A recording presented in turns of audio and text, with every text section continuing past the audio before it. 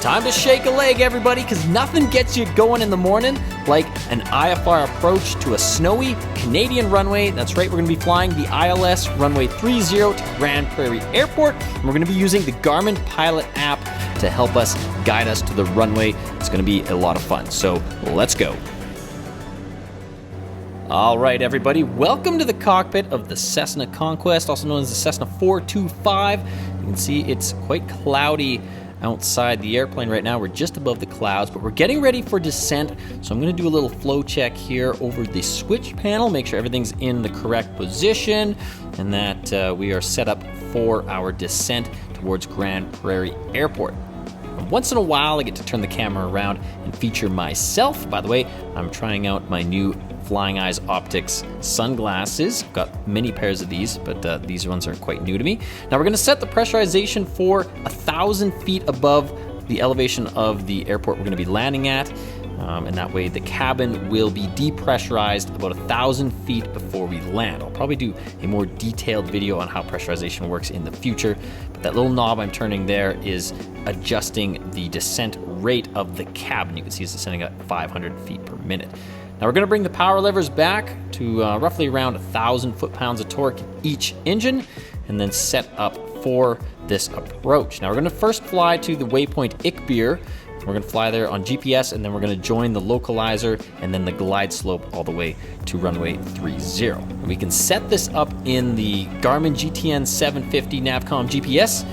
Beautiful touchscreen display. So we're going to select the ILS 30 and I'm going to select vectors. We're going to load the approach, and it's going to give us a little warning reminding us that it's not a GPS approach we're flying and that the GPS guidance is for monitoring only. We're going to go direct to IFR, as you saw on the chart there. That'll set us up for the straight-in ILS 30. And then over on the Garmin G600 primary flight display, I'm going to turn on the synthetic vision, which will help us get an idea of what the terrain looks like beneath all of those clouds. And the synthetic vision is quite detailed. You can see some of the rivers there. And because we're descending through 18,000 feet now, we have to set our altimeters to the aerodrome altimeter setting, which today was 29064. If you're above 18,000, then you have to have it set to standard, which is 29092. And on my iPad, I got the Garmin Pilot app. I'm going to show you on the map here. We were cleared direct to Grande Prairie. It's about, well, almost a 2-hour flight, but we were cleared direct as soon as we took off. So I'm just going to overlay the approach chart on the map here. It's one of the useful features of the Garmin Pilot app. I absolutely love doing this. And I'm going to brief the approach using my acronym RATMO AGS in order to make sure I've set everything up for this approach. I'm going to put in 118.1, which is the radio frequency for, well, I should say the mandatory frequency for Grande Prairie. And as we're descending here, you're going to see we're going to be going through these clouds. So we're going to expect some icing.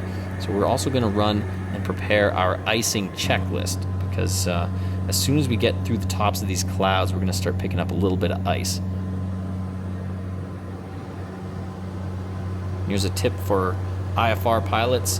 When you're in the clouds, you want to minimize how much you move your head around in order to reduce the chances of disorientation. We can see the ground, but we're still IFR. And we're going to tune in the ILS frequency 109.9 and then make sure that it's set up on our HSI, but we're still flying to this GPS waypoint, so we're going to stay on the GPS track until we get close to that waypoint IFR, which is when we'll switch over to the ILS and then make a slight left-hand turn to join the localizer and then the glide slope, which will guide us to the runway. And you'll see exactly what I'm talking about as we fly it. So as we get close to IFR, I want to make sure that I've got all the altitudes briefed correctly, because that is one of the #1 things we want to make sure we do not break an altitude. And this might be new to a lot of pilots that fly down south.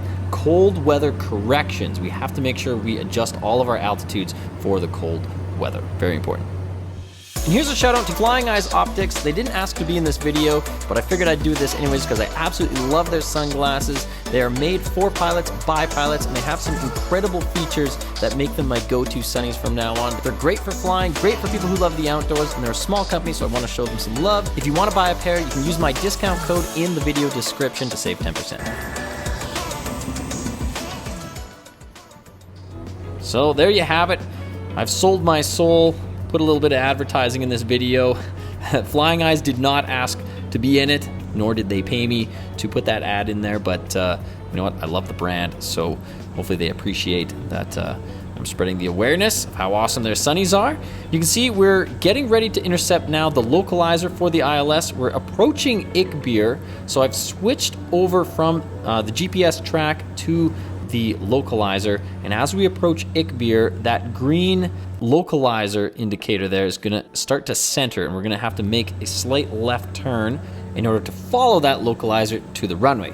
Now notice that the glide slope is still above us because we want to intercept the glide slope from below. So as we fly that localizer, I'm going to turn on the navigation hold on the autopilot, so the autopilot will fly the localizer itself. But as we fly the localizer, that glide slope will come down, and when we intercept it, then we'll descend with that glide slope all the way to the runway.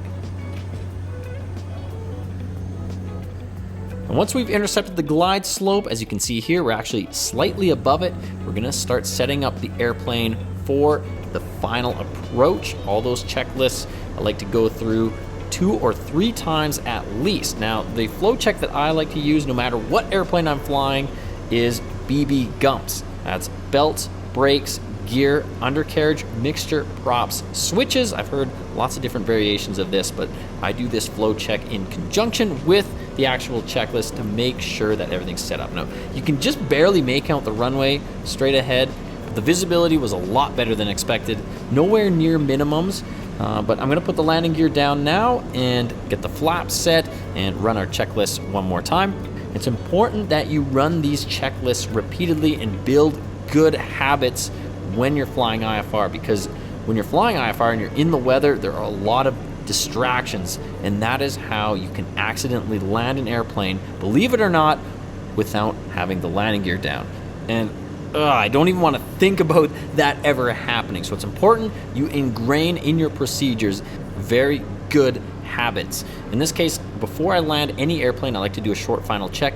Gear, props, flaps, landing clearance, and gear. I think I check the landing gears down at least 4 times every time I land, even if I'm in a fixed gear airplane, because if you're flying an airplane that has fixed landing gear and then going to a retractable airplane, just do the BB gumps check and your final approach check. Make sure the landing gear is down.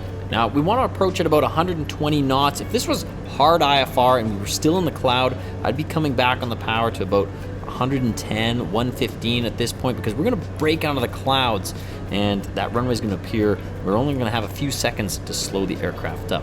And you can see that there's quite a bit of snow along the edges, so we want to make sure we're right in the middle of the runway, and we're going to cross the numbers, cross the threshold at about 105, initiate the flare, and we land with a little bit of power so that the props don't create too much drag, and we're just going to make a nice squeaky, silky smooth touchdown. I have to say that was pretty good. Bring the power levers back to beta, bring the flaps up, turn the pressurization off. I'm also going to pull out the cabin dump valve just in case the cabin is still pressurized. It shouldn't be, because as you saw before, I had set our pressurization to depressurize the airplane and be equal to the ambient pressure at about 1,000 feet above field elevation. But I like to pull that dump valve just in case. People have been killed by opening the cabin door to an aircraft that is still pressurized after landing.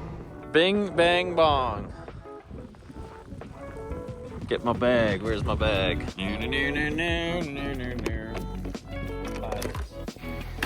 Oh yeah, there she blows. Yeah. Now, forgive me, us pilots are weird, and I can only say that because I am one, so I know it firsthand. It's about minus 20 outside right now, so I'm going to disconnect the battery. Disconnect the battery here. So that was fun. We landed with a bit of a tailwind, a little bit of a crosswind, about 12 knots or so.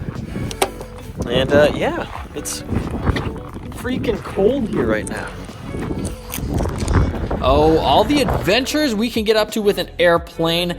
For those of you who are curious about what it takes to become a pilot, you can check out some of the videos on my channel where I talk about my life as a pilot, all the fun adventures, and how you can get your pilot's license and maybe one day fly one of those big fancy jets. Oh, by the way, we're almost at 50,000 subscribers. So super cool, everybody. Thanks for the support and the love. And yeah, see everybody on the next flying adventure. Happy and safe flying, everybody.